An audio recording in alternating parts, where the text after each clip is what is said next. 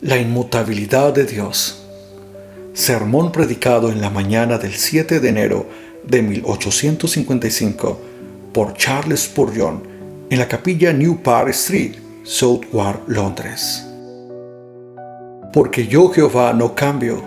Por esto, hijos de Jacob, no habéis sido consumidos. Malaquías 3:6. Alguien ha dicho que el estudio apropiado de la humanidad es el hombre. Yo no me voy a oponer a esa idea, pero creo que es igualmente cierto que el estudio apropiado de los elegidos de Dios es el propio Dios. El estudio apropiado del cristianismo es la deidad. La ciencia más elevada, la especulación más sutil, la filosofía más poderosa que pueda jamás atraer la atención de un hijo de Dios es el nombre, la naturaleza, la persona, la obra, los hechos y la existencia de ese grandioso Dios a quien el cristiano llama Padre. En la contemplación de la divinidad hay algo extraordinariamente beneficioso para la mente. Es un tema tan amplio que todos nuestros pensamientos se pierden en su inmensidad, tan profundo que nuestro orgullo se ahoga en su infinitud. Nosotros podemos abarcar y enfrentar otros temas y en ellos sentimos una especie de autosatisfacción y proseguimos con nuestro camino pensando: he aquí, yo soy muy sabio. Pero cuando nos aproximamos a esta ciencia de ciencias y encontramos que nuestra plomada no puede medir su profundidad y que nuestro ojo de águila no puede ver su altura, nos alejamos pensando que el hombre vano quisiera ser sabio, pero que es como un burrito salvaje. Y entonces exclama solamente: soy de ayer y no sé nada. Ningún tema de contemplación tendrá a humillar la mente en mayor medida que los pensamientos de Dios. Y nos veremos obligados a sentir: gran Dios, cuán infinito eres tú. Y nosotros somos solo unos gusanos sin valor. Pero si el tema humilla la mente, también la expande. Aquel que piensa en Dios con frecuencia tendrá una mente más grande que el hombre que simplemente camina con pesadez alrededor de este globo estrecho. Quizás se trate de un biólogo que hace alarde de su habilidad para hacer la disección de un escarabajo, estudiar la anatomía de una mosca o clasificar a los insectos y a los animales en grupos que tienen nombres casi imposibles de pronunciar. Puede ser un geólogo capaz de disertar sobre el megaterio y el plesiosauro y todos los demás tipos de animales en extinción. Él puede pensar que independientemente de cuál sea su ciencia, su mente se ve ennoblecida y engrandecida. Me atrevo a decir que es así. Pero después de todo, el estudio más excelente para ensanchar el alma es la ciencia de Cristo y Cristo crucificado y el conocimiento de la deidad en la gloriosa Trinidad. Nada hay que pueda desarrollar tanto el intelecto, nada hay que engrandezca tanto el alma del hombre como la investigación devota y sincera y continua del grandioso tema de la deidad. Mientras humilla y ensancha, este tema es eminentemente consolador. En la contemplación de Cristo hay un ungüento para cada herida. En la meditación sobre el Padre hay descanso para cada aflicción. Y en la influencia del Espíritu Santo hay un bálsamo para cada llaga. ¿Quieres liberarte de tus penas? ¿Quieres ahogar tus preocupaciones? Entonces ve y lánzate a lo más profundo del mar de la deidad. Piérdete en su inmensidad y saldrás de allí como cuando te levantas de un lecho de descanso renovado y lleno de vigor. No conozco nada que pueda consolar tanto el alma, que calme a las crecientes olas de dolor y tristeza, que hable de tanta paz a los vientos de las pruebas, como una devota reflexión sobre el tema de la deidad. Invito a todos a considerar este tema esta mañana. Les voy a presentar una sola perspectiva, y es la inmutabilidad del glorioso Jehová, porque yo, Jehová, no cambio. Por esto, hijos de Jacob, no habéis sido consumidos. Tenemos 3 puntos sobre los que vamos a reflexionar. Primero que nada, un Dios que no cambia. En segundo lugar, las personas que se benefician de este glorioso atributo, los hijos de Jacob. Y en tercer lugar, el beneficio que obtienen, no habéis sido consumidos.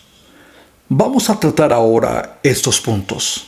Primero que nada, tenemos ante nosotros la doctrina de la inmutabilidad de Dios. Porque yo, Jehová, no cambio. Voy a tratar de explicar, o más bien ampliar el pensamiento y luego presentar unos pocos argumentos para demostrar su verdad. Para ofrecerles una exposición de mi texto, primero voy a decirles que Dios es Jehová y que Él no cambia. Él no cambia en su esencia. No podemos decirles qué es la deidad. No sabemos qué sustancia es esa a la que llamamos Dios. Es una existencia, es un ser, pero no sabemos qué es eso. Sin embargo, cualquier cosa que sea, nosotros la llamamos su esencia. Y esa esencia nunca cambia. La sustancia de las cosas mortales siempre están cambiando. Las montañas cubiertas de corona de blanca nieve se deshacen de sus viejas diademas durante el verano en ríos que se deslizan por sus costados, mientras la nube de tormenta le da una nueva corona. El océano, con sus poderosas corrientes, pierde agua cuando los rayos del sol besan las olas que disuelven en una espuma que se eleva al cielo. Aún el propio sol requiere de combustible fresco, de la mano del infinito todopoderoso para alimentar su horno ardiente. Todas las criaturas cambian. El hombre, especialmente en lo relacionado con su cuerpo, siempre está experimentando una revolución. Muy probablemente no hay una sola partícula en mi cuerpo que haya estado allí hace unos pocos años. Esta estructura ha sido desgastada por la actividad, sus átomos eliminados por la fricción. Partículas frescas de materia se han acumulado constantemente en mi cuerpo y así ha sido renovado. Su sustancia ha cambiado. Este mundo está hecho de un material que siempre está discurriendo como en un arroyo.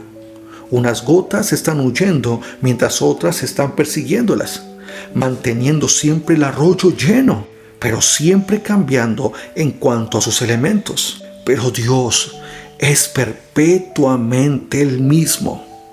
No está hecho de ninguna sustancia o material, sino que es puro espíritu, un espíritu esencial, y por lo tanto Él es inmutable.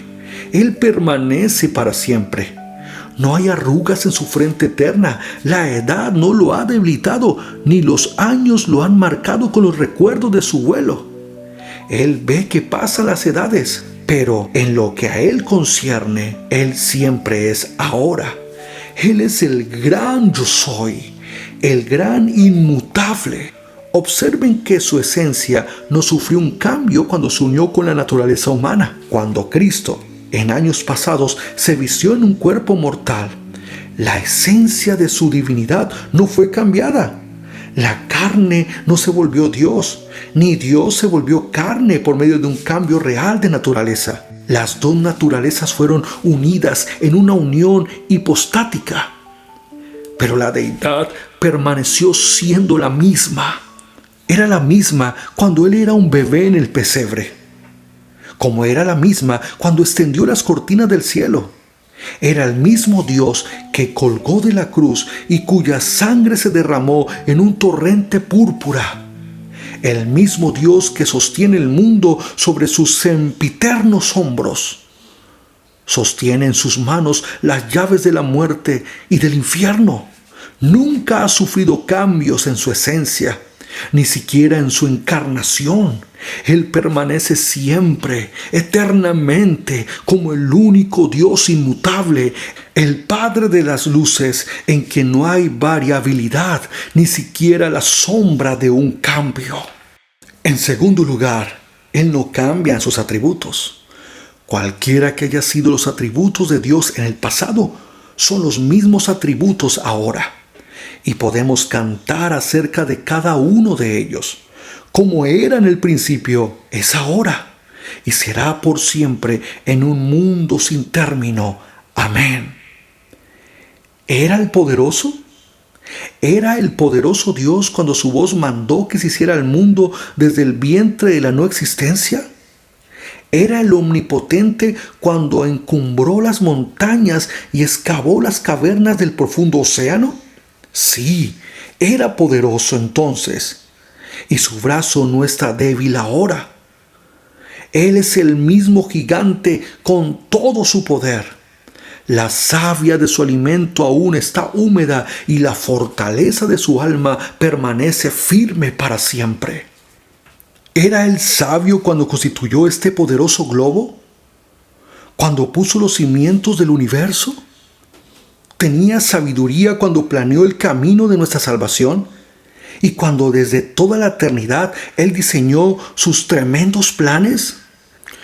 Sí, y Él es sabio ahora. Él no es menos hábil. Él no tiene un menor conocimiento. Sus ojos que ven todas las cosas no se han debilitado. Sus oídos que oyen todas las exclamaciones, suspiros, sollozos y gemidos de su pueblo no se han endurecido con los años que ha escuchado con sus plegarias.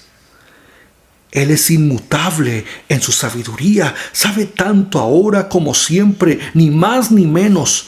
Tiene la misma habilidad y la misma previsión infinita. Él es inmutable, bendito sea su nombre, es su justicia, Él es justo, Él es santo. Fue Él en el pasado justo y santo, y Él es justo y santo ahora. Él es inmutable en su verdad. Él lo ha prometido y su promesa se ha convertido en realidad. Él lo ha dicho y se hará. Él no cambia en su bondad y su generosidad, y su benevolencia de su naturaleza no ha cambiado. No se ha convertido en un tirano. Él es todopoderoso. Después de haber sido un Padre todopoderoso, seguirá siendo un Padre todopoderoso. Su amor poderoso permanece firme como una roca de granito inconmovible ante los huracanes de nuestra iniquidad. Bendito sea su amado nombre. Él es inmutable en su amor. Cuando al principio escribió su pacto, cuán lleno de afecto estaba su corazón hacia su pueblo. Sabía que su hijo debía morir para ratificar los artículos de ese acuerdo. Sabía muy bien que debía arrancar de sus entrañas a su bien amado para enviarlo a la tierra, que se desangrara para que muriera por cada uno de nosotros. No dudó en firmar ese poderoso pacto, ni se evadió de su cumplimiento. Él ama tanto ahora como amó entonces. Y cuando los soles dejen de brillar y las lunas dejen de mostrar su tenue luz, Él todavía amará por toda la eternidad. Tomen cualquier atributo de Dios y yo voy a escribir sobre ese atributo, siempre igual. Tomen cualquier cosa que puedan decir de Dios ahora, y esto puede decirse no solamente en el oscuro pasado, sino que también en el brillante futuro. Siempre será el mismo, porque yo, Jehová, no cambio. En tercer lugar, de la misma manera, Dios es inmutable en sus planes. Ese hombre comenzó a construir, pero no tuvo la capacidad de terminar, y por lo tanto cambió su plan, al igual que lo haría cualquier hombre sabio en su misma situación. Entonces procedió a construir sobre un cimiento menor. ¿Pero acaso se ha dicho alguna vez que Dios comenzó a construir algo, pero no tuvo la capacidad de terminar? De ningún modo. Teniendo recursos sin límite, su propia disposición, y cuando su propia diestra podía crear mundos tan numerosos como las gotas del rocío matutino, ¿se detendrá alguna vez porque no tiene poder? ¿Acaso tendría que invertir, alterar o descomponer su plan porque no lo puede llevar a cabo? Pero dirá alguno, tal vez Dios nunca tuvo un plan. ¿Piensas que Dios es más insensato que tu amigo? ¿Te pones a trabajar sin un plan? No, dices tú, siempre tengo un esquema. También Dios, todo hombre tiene su plan. Dios también tiene un plan. Dios es una mente maestra. Él planeó todo en su gigantesco intelecto mucho antes de hacerlo. Y una vez establecido el plan, observen bien, Él nunca lo modifica. Esto se hará, dijo Él, y la mano de hierro del destino toma nota, y esto se realiza. Este es mi propósito y permanece firme. Ni en el cielo ni en la tierra pueden alterarlo. Este es mi decreto, dice Él, promulgado por los ángeles. Aunque los demonios traten de arrancarlo de las puertas del cielo, no podrán alterar el decreto.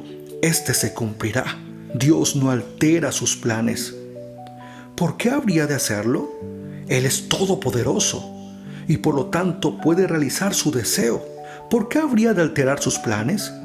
Él lo sabe todo y por lo tanto no se puede equivocar en sus planes. ¿Por qué habría de alterarlos? Él es el Dios eterno y por lo tanto no puede morir antes que su plan se lleve a cabo. ¿Por qué habría de cambiar? Ustedes, átomos de existencia sin ningún valor, cosas efímeras de un día, ustedes, insectos que se arrastran sobre la hoja del laurel de la existencia. Ustedes pueden cambiar sus planes, pero Él nunca cambia los suyos, puesto que Él me ha dicho que su plan es salvarme, por eso yo soy salvo. Mi nombre de la palma de su mano, la eternidad no podrá borrar. Impreso en su corazón permanece con la marca de la gracia indeleble. En cuarto lugar, de la misma manera, Dios es inmutable en sus promesas.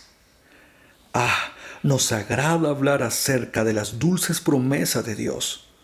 Pero si pudiéramos suponer alguna vez que una de ellas pudiera cambiar, no las volveríamos a mencionar más. Si yo pensara que los cheques del Banco de Inglaterra no se pudieran cambiar la semana entrante, entonces no aceptaría un cheque. Y si yo pensara que las promesas de Dios no se van a cumplir, si yo pensara que Dios no tendría ningún problema en alterar alguna palabra de sus promesas, entonces adiós a la Escritura. Yo necesito cosas inmutables. Y encuentro que tengo promesas inmutables cuando abro la Biblia y la leo, para que por dos cosas inmutables, en las cuales es imposible que Dios mienta, Él ha firmado, confirmado y sellado cada una de sus promesas. El Evangelio no es sí y no. No es prometer algo hoy y negarlo mañana. El Evangelio es sí y sí, para gloria de Dios. Creyente, ¿hubo alguna promesa muy motivadora que recibiste ayer y esta mañana cuando abriste tu Biblia la promesa no era dulce? ¿Sabes por qué? ¿Piensas que la promesa cambió? No, tú cambiaste. Ese es el problema. Te habías estado comiendo algunas uvas de Sodoma y tu boca no tenía la capacidad de saborear adecuadamente lo espiritual y no pudiste detectar la dulzura. Pero la misma miel estaba allí, puedes estar seguro de ello, la misma esencia preciosa. Dice un hijo de Dios, yo una vez construí mi casa firmemente sobre algunas promesas estables. Vino un viento y yo dije, Señor, estoy abatido y estaré perdido. Las promesas no fueron abatidas, los cimientos están allí. Fue tu pequeña cabaña de madera, de heno y hojarasca que tú habías estado construyendo. Fue eso lo que se cayó. Tú eres el que ha sido sacudido estando sobre la roca, no la roca que está debajo de ti. Pero déjame decirte cuál es la mejor manera de vivir en este mundo.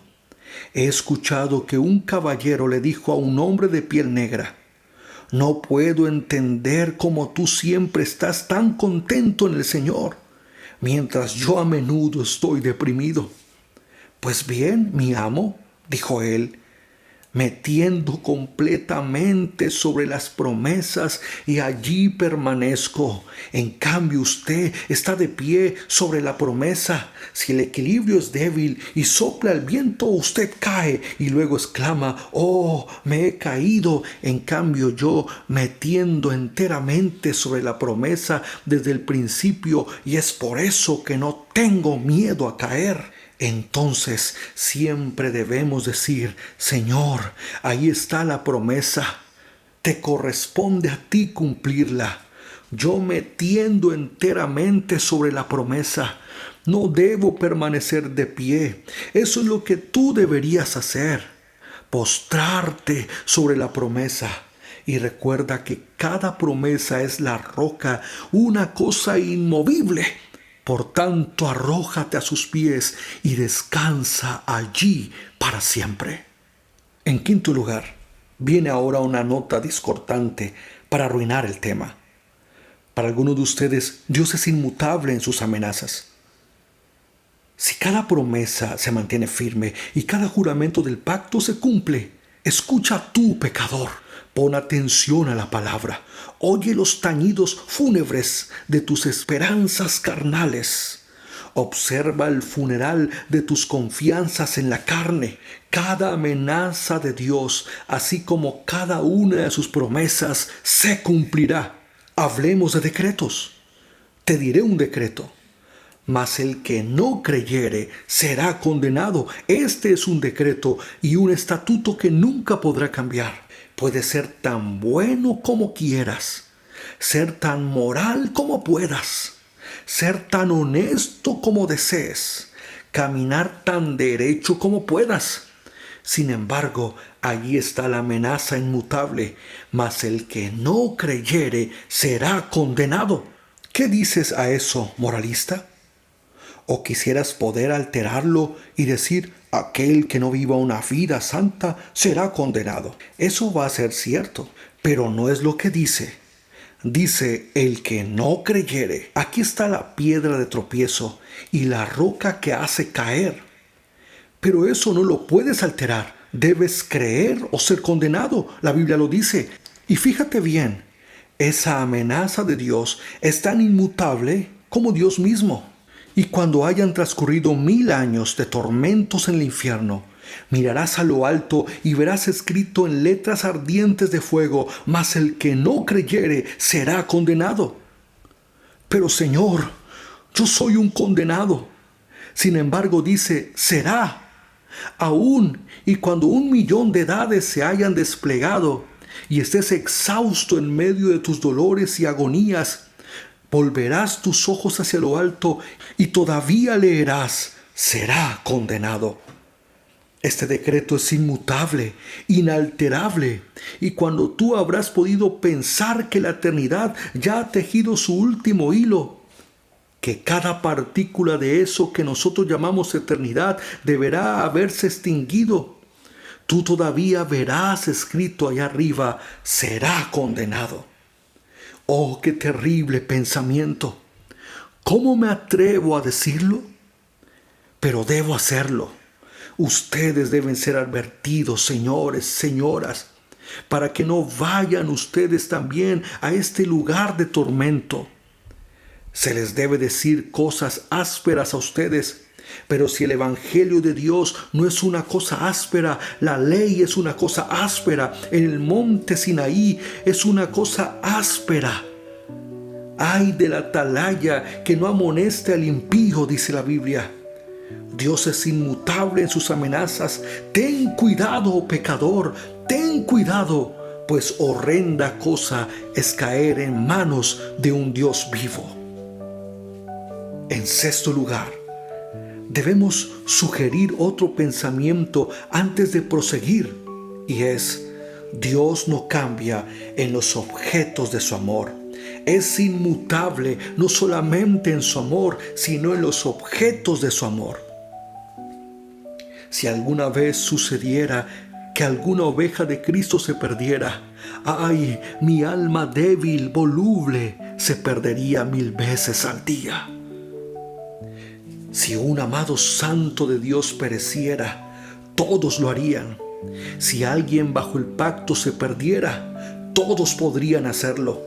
Y entonces la promesa del Evangelio no sería verdadera. La Biblia sería una mentira y no habría nada en ella digno de mi aceptación.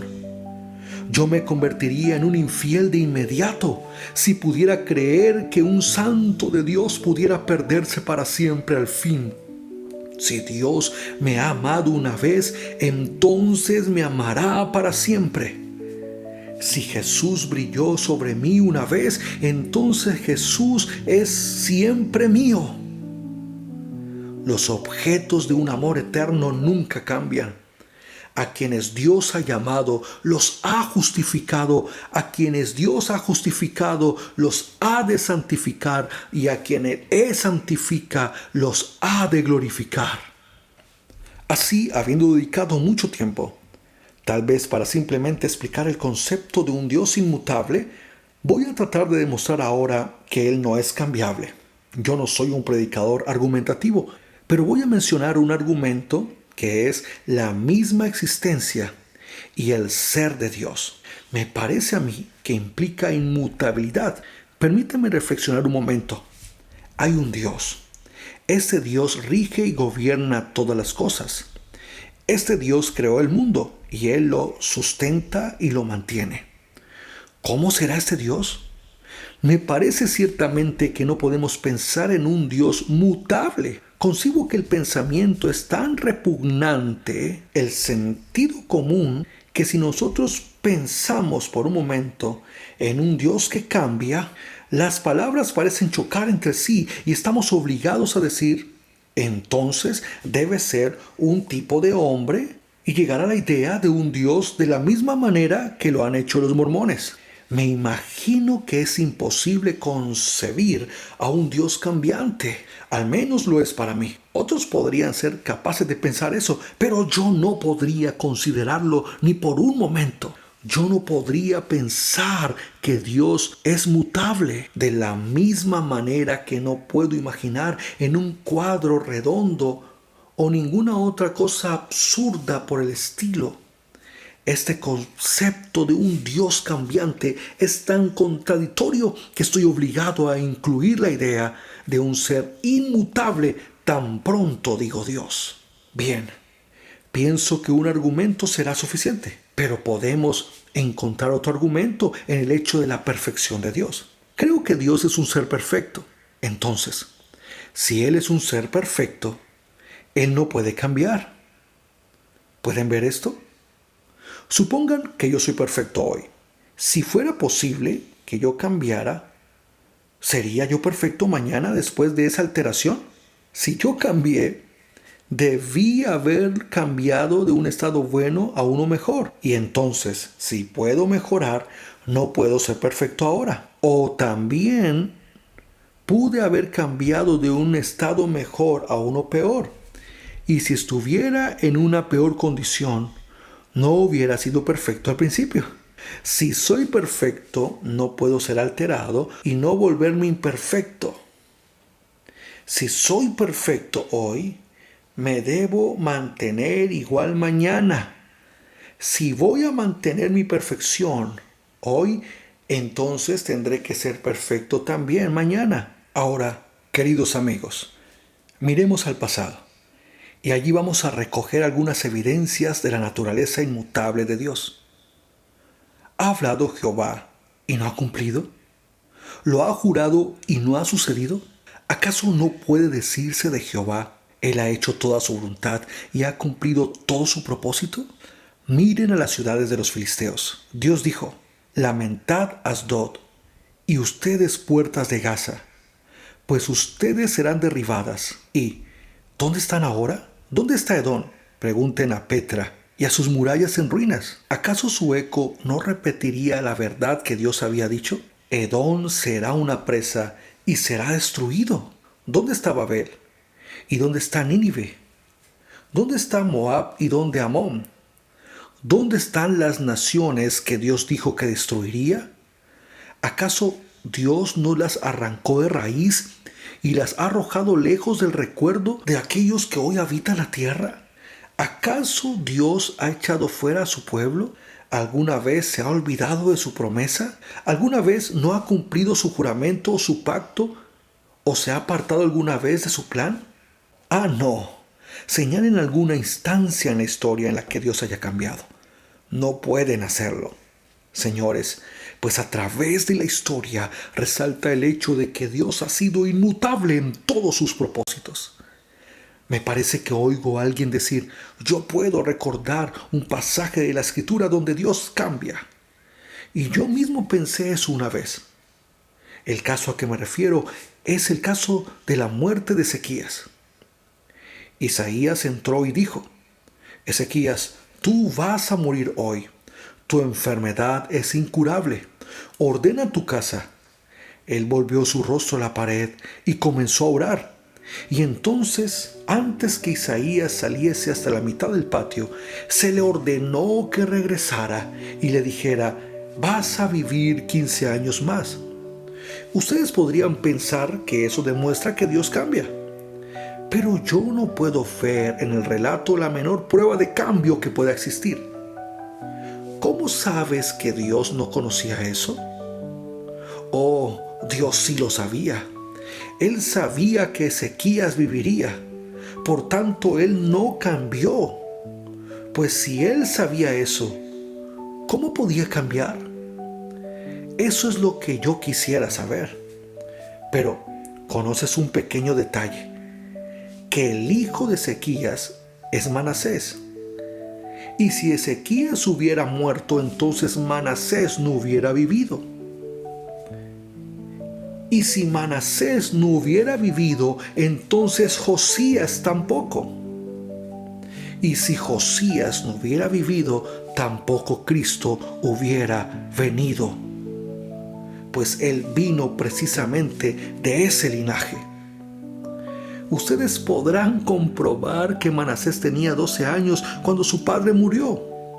De tal manera que debió haber nacido 3 años después de que Dios le extendiera sus años. ¿Y no creen ustedes que Dios había decretado el nacimiento de Manasés?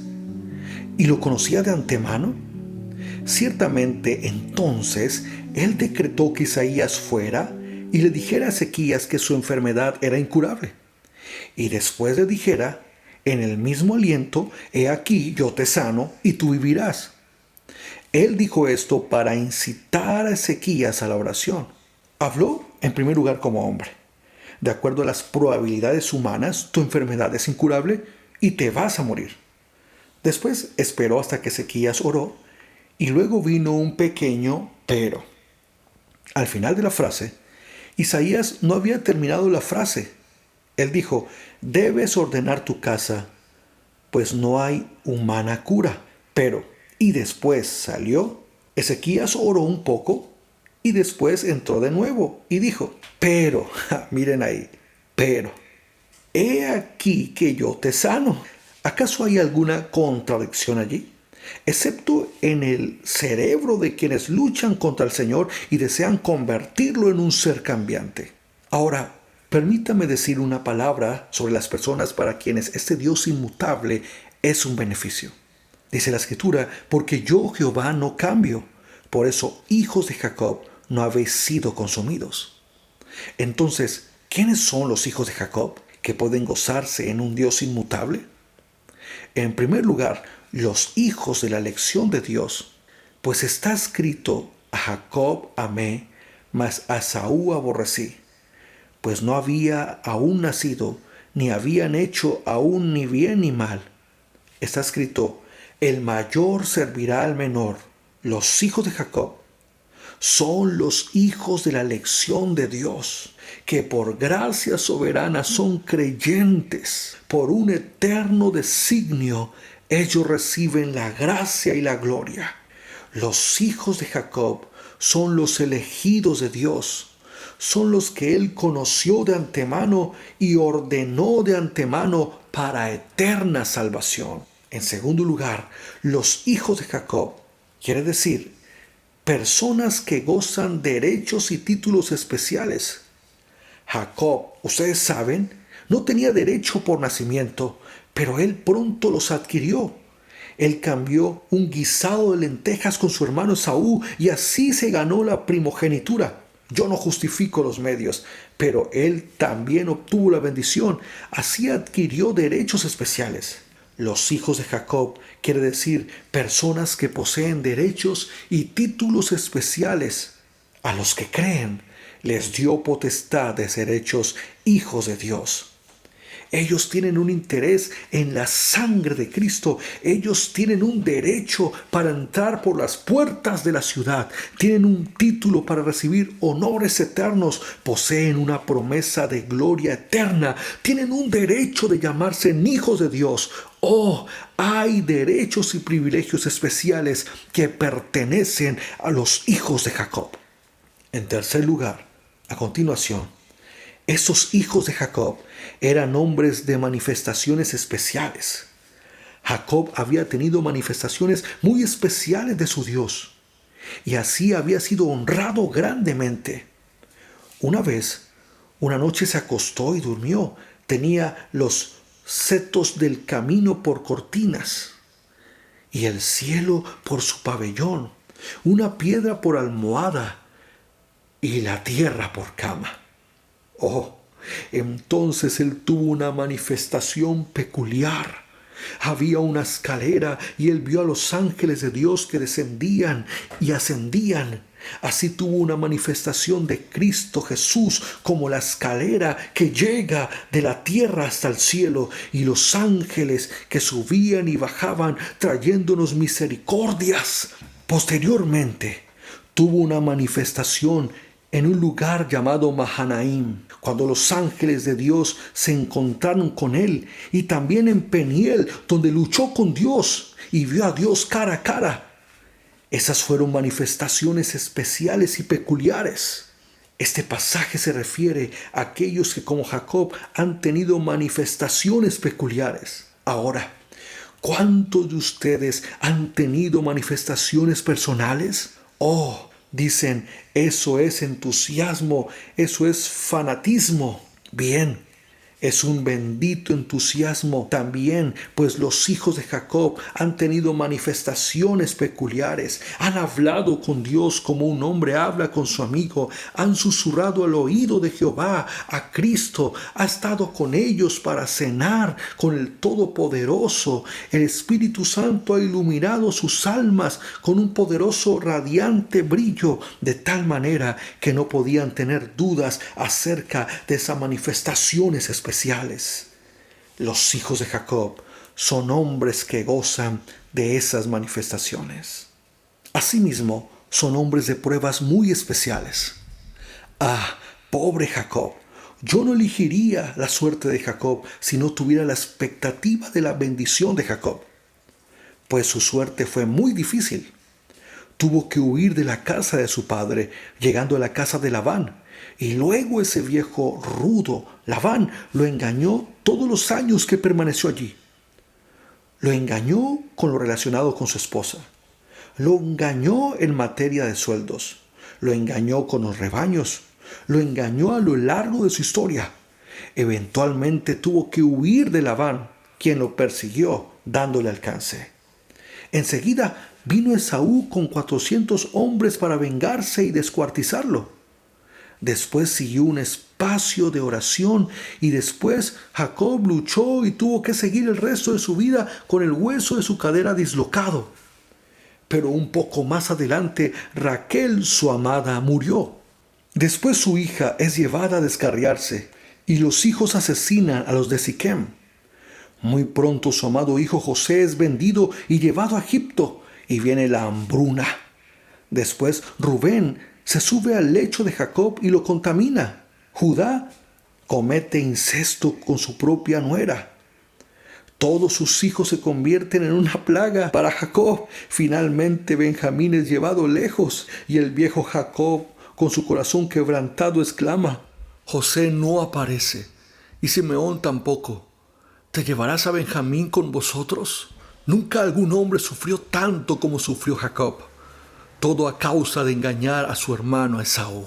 Dios lo disciplinó a lo largo de toda su vida, pero creo que hay muchos que pueden sentir simpatía por el querido anciano Jacob. Han tenido que sufrir pruebas tal como él, bien por aquellos que llevan una cruz. El Señor dice, yo no cambio. Por eso, hijos de Jacob, no habéis sido consumidos. Pobres almas atribuladas, ustedes no son consumidas a causa de la inmutabilidad de Dios. Ahora no vayan por ahí inquietas diciendo, con el orgullo que proporciona la miseria, yo soy el hombre que ha conocido la aflicción. Ciertamente el varón de dolores fue afligido mucho más que ustedes. Jesús fue ciertamente un hombre que conoció todas las aflicciones. Tú, en cambio, solo ves las faldas de los vestidos de la aflicción.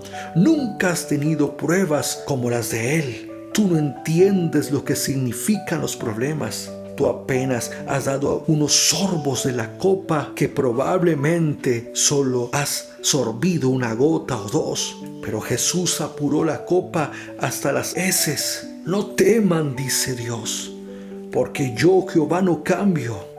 Por esto, hijos de Jacob, no habéis sido consumidos, aun cuando pasan por pruebas peculiares. Ahora, en un pensamiento acerca de quiénes son los hijos de Jacob, pues yo quisiera que ustedes averigüen si ustedes mismos son hijos de Jacob. Ellos son hombres de un carácter muy especial.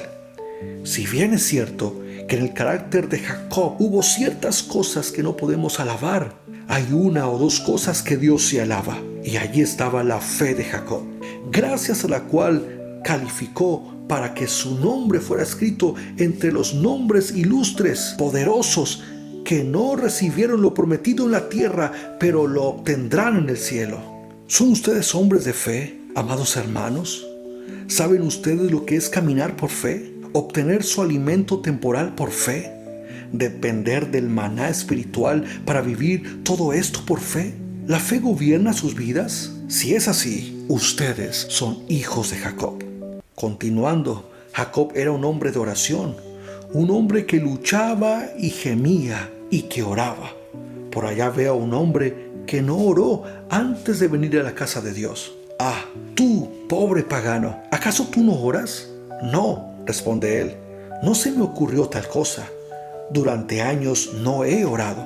Bien, espero que lo hagas antes que mueras. Si vives y mueres sin oración, tendrás mucho tiempo para orar cuando llegues al infierno.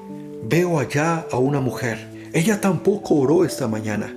Estuvo tan ocupada arreglando a sus hijos para que fueran a la escuela dominical que no tuvo tiempo para orar. ¿No tuviste tiempo para orar? ¿Tuviste tiempo para vestirte? Hay un tiempo para cada propósito bajo el cielo. Y si te hubieras propuesto orar, hubieras orado. Los hijos de Jacob no pueden vivir sin oración. Son luchadores como Jacob. Son hombres y mujeres en los que el Espíritu Santo obra de tal manera que ya no pueden vivir sin oración. Como yo no puedo vivir sin respirar. Ellos deben orar.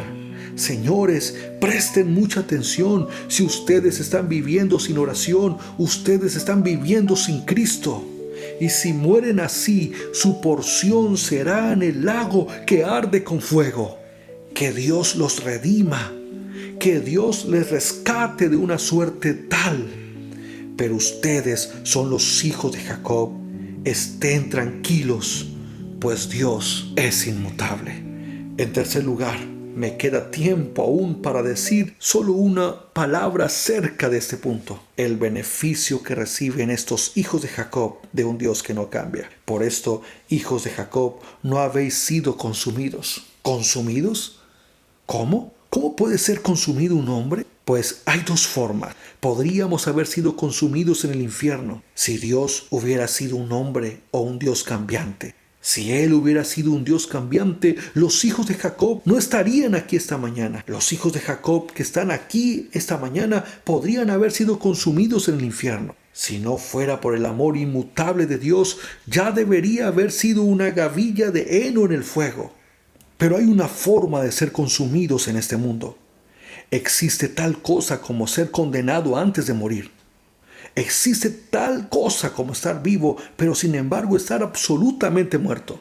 Pudimos haber sido abandonados a nuestros propios medios. Y entonces, ¿a dónde estaríamos ahora? Parrandeando con el borracho, blasfemando contra el Dios Todopoderoso.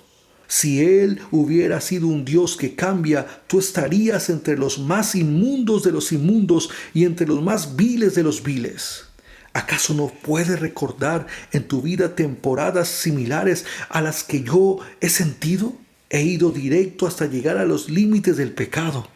Alguna tentación muy fuerte me ha tomado de mis dos brazos, de tal forma que no he podido luchar contra ella. He sido empujado, arrastrado por un terrible poder satánico hasta el propio borde de un horrido precipicio. He mirado hacia abajo, abajo, abajo, y he visto mi porción. Me he entremecido al borde de la ruina, me he horrorizado con mis cabellos de punta al pensar en el pecado que he estado a punto de cometer, el horrible hoyo en que he estado a punto de caer. Un brazo poderoso me ha salvado, me ha replegado, exclamando: «¡Oh Dios! ¿Cómo pude acercarme tanto al pecado y sin embargo he podido evitarlo? ¿Cómo pude haber caminado directo al horno y no haber caído como los hombres vigorosos de Nabucodonosor, que fueron devorados por la llama de fuego? Oh, es posible que yo esté aquí esta mañana cuando pienso en los pecados que he cometido y en los crímenes que han pasado en mi perversa imaginación. Si yo estoy aquí sin ser consumido, porque el Señor no cambia. Si Él hubiera cambiado, ya habríamos sido consumidos en una docena de formas. Si el Señor hubiera cambiado, tú y yo deberíamos haber sido consumidos por nosotros mismos. Pues después de todo, el Señor yo es el peor enemigo que tiene el cristiano. Ya habríamos demostrado que somos suicidas de nuestra propia alma. Ya habríamos preparado la copa del veneno para nuestros propios espíritus si el Señor no fuera un Dios que no cambia, que arrojó la copa lejos de nuestras manos cuando estábamos listos para tomar el veneno. También yo hubiera sido consumido por el propio Dios si no fuera un Dios inmutable.